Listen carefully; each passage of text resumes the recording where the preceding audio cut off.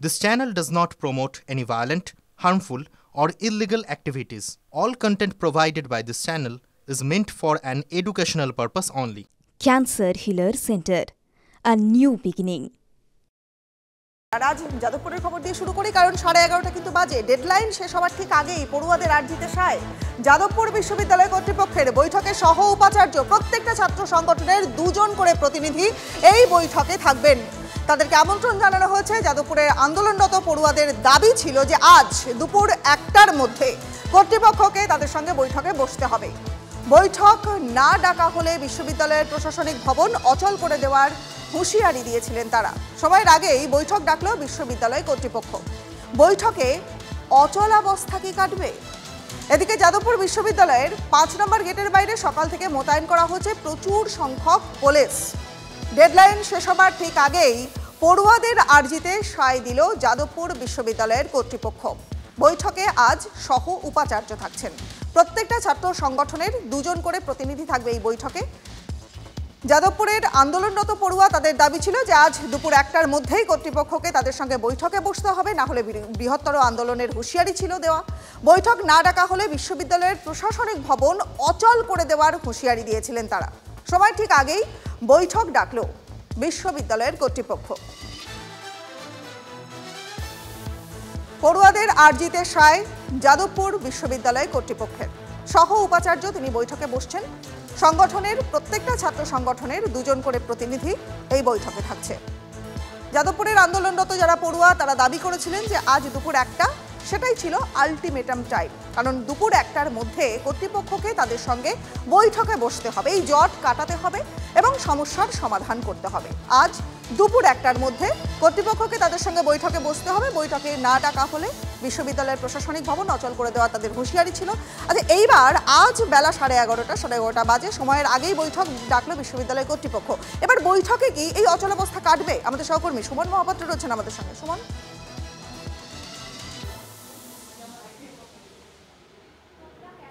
কিছুক্ষণের মধ্যে বৈঠক শুরু হবে। ইতিমধ্যে বেশ কয়েকটা ছাত্র সংগঠন তারা আসতে শুরু করেছে। যাদবপুর বিশ্ববিদ্যালয়ের যে অরবিন্দ ভবন রয়েছে সেই অরবিন্দ ভবনের মধ্যে বৈঠক হবে। ইতিমধ্যে বেশ কয়েকটি ছাত্র সংগঠন আসতে শুরু করেছে।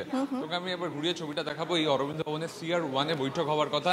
ইতিমধ্যেই কিন্তু যাদবপুর বিশ্ববিদ্যালয়ের যে প্রশাসনিক ভবন সেখানে কিন্তু তোড়জোড় শুরু হয়েছে। আজকের এই বৈঠক থেকে আদৌ কোনো সমাধান সূত্র বেরোয় কিনা সেদিকে আমাদের নজর থাকবে। তবে তোমাকে বলে রাখি, সহ উপাচার্য তিনি এই বৈঠকে থাকবেন এবং তার সাথে সাথে ডেপুটি রেজিস্ট্রার থাকবেন এবং সব ফ্যাকাল্টির ডিনরা থাকবেন। সবটা মিলিয়ে যাদবপুর বিশ্ববিদ্যালয়ের আজকের এই বৈঠক থেকে কি উঠে আসে সেদিকে আমাদের নজর থাকবে। বেশ সুমন, অনেক ধন্যবাদ, তুমি নজর রাখো। যাদবপুর বিশ্ববিদ্যালয়ের খবরেই নজর রাখতে হবে, কারণ আরও একটা খবর আসছে যাদবপুর বিশ্ববিদ্যালয় থেকে এবং সেক্ষেত্রে বিতর্ক তৈরি হচ্ছে। কারণ এই অচলাবস্থা কাটবার ঠিক আগেই বিতর্কে যাদবপুর বিশ্ববিদ্যালয়। এবার ক্যাম্পাসে বিচ্ছিন্নতাবাদী পোস্টার, দেওয়ালে লেখা আজাদ কাশ্মীর। বিশ্ববিদ্যালয় চত্বরে দেশবিরোধী দেওয়াল লিখন কেন? কারা লিখলো এই বিচ্ছিন্নতাবাদী স্লোগান? প্রশ্ন উঠছে। যাদবপুর বিশ্ববিদ্যালয়ে আজ বৈঠকে বসতে চলেছেন উপাচার্যের সঙ্গে পড়ুয়ারা। 11:30 ইতিমধ্যে ছাত্ররা আসতে শুরু করেছে। আমাদের সহকর্মী সুমন যেমনটা জানাচ্ছিলেন, কিন্তু তার পাশাপাশি আরও একটা গুরুত্বপূর্ণ বিষয় যে যাদবপুর বিশ্ববিদ্যালয়ে কিন্তু আরও একবার বিতর্কের শীর্ষে দেখতে পাচ্ছেন আজাদ কাশ্মীর লেখা রয়েছে।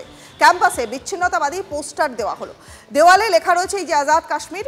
বিশ্ববিদ্যালয় চত্বরে এমন দেশবিরোধী দেওয়াল লিখন কেন? এই লিখন কারা লিখলো, কি তাদের উদ্দেশ্য? প্রশ্ন তো উঠছে। 2টো ছবি পাশাপাশি দেখছেন যাদবপুর বিশ্ববিদ্যালয়ে, সেখানে বিশৃঙ্খলার ছবি, পাশাপাশি দেওয়াল লিখন। দেওয়ালে আজাদ কাশ্মীর লেখা রয়েছে। পরপর 2টো ছবি পাশাপাশি দেখছেন এই মুহূর্তে। অচলাবস্থা কাটবার ঠিক আগেই কিন্তু বিতর্কে যাদবপুর বিশ্ববিদ্যালয়। ক্যাম্পাসে লেখা বিচ্ছিন্নতাবাদী পোস্টার পড়লো এবং সেই পোস্টারে লেখা রয়েছে আজাদ কাশ্মীর। বিশ্ববিদ্যালয় চত্বরেই কেন এমন দেওয়াল লিখন, দেশবিরোধী দেওয়াল লিখন কেন? এই বিচ্ছিন্নতাবাদী স্লোগান কারা লিখলো? প্রশ্ন উঠছে। যাদবপুর কি তবে বিচ্ছিন্নতাবাদীদের আখড়ায় পরিণত হচ্ছে? যাদবপুরে ফের বিচ্ছিন্নতাবাদী স্লোগান উঠছে। কারা এমন ধরনের পোস্টার লিখলো? আজাদ কাশ্মীর, আজাদি। কিসের থেকে আজাদি? আজাদ কাশ্মীরি বা লিখবার কারণ কি? বিচ্ছিন্নতাবাদী এমন স্লোগান, এমন দেওয়াল লিখন কেন উঠলো তা নিয়ে প্রশ্ন। কারা লিখলো এই পোস্টার? কারা দিল? কারা কেন এই দেশবিরোধী দেওয়াল লিখন লেখা হলো তা নিয়ে প্রশ্ন তৈরি হচ্ছে, কারণ আরও একবার বিতর্কের শীর্ষে যাদবপুর বিশ্ববিদ্যালয়।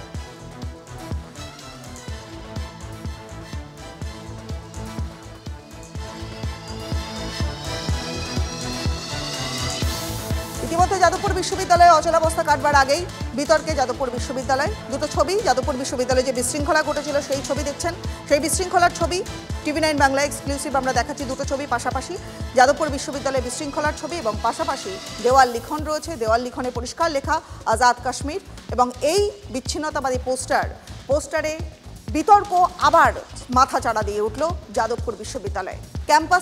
ক্যাম্পাসে বিচ্ছিন্নতাবাদী পোস্টার। যাদবপুর কাণ্ডে ফের সুর চড়িয়ে হুঙ্কার দিলেন দিলীপ ঘোষ।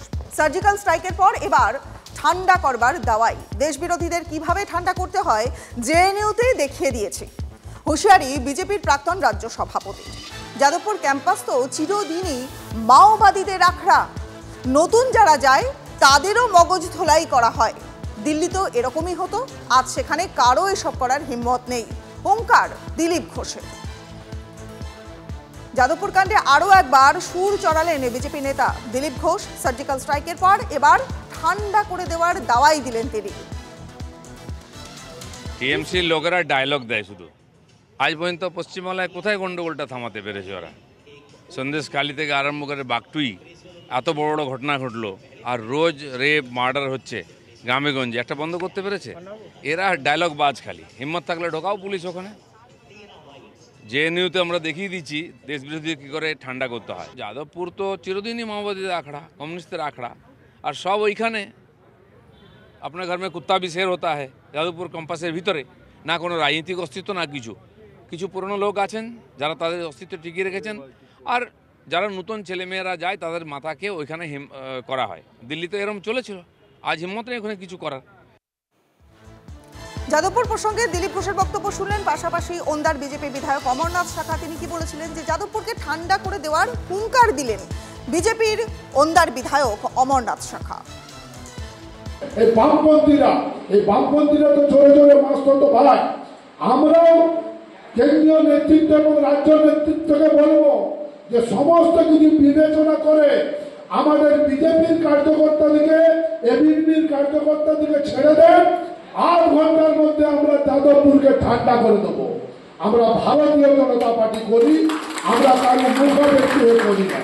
যে অশান্তির বাতাবরণ চলছে সেইখানে আপনারা টিভি খুললেই আপনারা দেখতে পাবেন। ওন্দার বিজেপি বিধায়ক অমরনাথ শাখা তার বক্তব্য শুনলেন, দিলীপ ঘোষের বক্তব্য শুনলেন, সবাই যাদবপুরকে কেন্দ্র করে নিজ নিজ বক্তব্য পেশ করেছেন। তাহলে মদন মিত্র নিজের বাক্যবান দিয়েছেন, কারণ নতুন দাওয়াই দিলেন যাদবপুর কাণ্ডে তিনি। বাক্য বলে যেখানে কাজ হয় না সেখানে বাহুবল প্রয়োগ করা একমাত্র পন্থা, বললেন মদন মিত্র। বিচ্ছিন্নতাবাদী রাজনৈতিক একটা বিকৃত মনস্ক দেশ বিরোধী একটা রাজনৈতিক দলের আখড়া ছিল বহুদিন থেকেই। ওরা স্লোগান দিত, ভুলতে পারি বাবার নাম, ভুলবো না গো ভিয়েতনাম।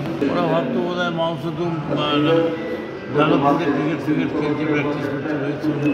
বঙ্কিমচন্দ্র বলেছিলেন, বাক্যবল অপেক্ষা বাহুবল সর্বাংশের শ্রেষ্ঠ। যেখানে বাক্যবলে কাজ হয় না সেখানে বাহুবল প্রয়োগই একমাত্র উৎকৃষ্ট পন্থা। এটাই চান, এই দাওয়াইটাই চাইছেন, বঙ্কিমচন্দ্রের দাওয়াই চাইছেন। দাওয়াই তো দেওয়ার দরকার পড়বে না, দাওয়াইয়ের ওষুধগুলো বার করলে, প্যাকেটগুলো বার করলে এমনি সব চলে যাবে। যাদবপুর তো বহুদিন আগে ওটা ব্যারাকপুর ভবনিত হয়ে গেছে। ব্রাত্য বসুর গাড়ির ফরেনসিক পরীক্ষা করা হয়েছে বলে সূত্রের খবর। শিক্ষামন্ত্রী ব্রাত্য বসু তার গাড়ির ফরেনসিক পরীক্ষা করা হয়েছে। কোথায় ধাক্কা, গাড়ির কিভাবে ভাঙা হয়েছে জানতে এই ফরেনসিক পরীক্ষা। গাড়ির ভাঙা কাঁচের অংশও পরীক্ষা।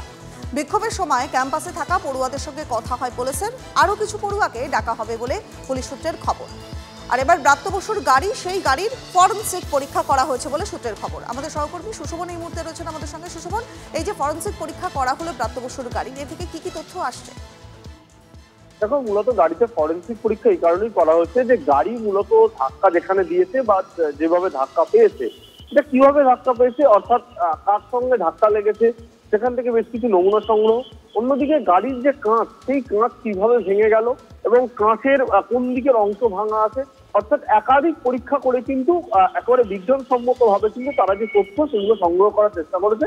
অন্যদিকে পুলিশ সূত্রে খবর যে ইতিমধ্যেই যে ঘটনা ঘটেছে, ঘটনার ফলে বা ঘটনার সময় যে সমস্ত পড়ুয়ারা ছিল তারা যে বক্তব্য, সেই বক্তব্য যেমন নেওয়া হয়েছে, আরো বেশ কিছু পড়ুয়ার থেকেও কিন্তু ইতিমধ্যেই পুলিশ তাদের যে বক্তব্য বা যে ঘটনা ঘটেছিল তা জানতে চায়। সব মিলে কিন্তু একদিকে গাড়ির যেমন পরীক্ষা, ফরেন্সিক পরীক্ষা, অন্যদিকে একদিন যারা পড়ুয়ারা ছিল তাদের বেশ কিছু জিজ্ঞাসা করে বেশ কিছু প্রশ্নের উত্তর পুলিশ দিচ্ছে এবং সব মিলে কিন্তু পুলিশ পরিস্থিতি এই মুহূর্তে দেখে।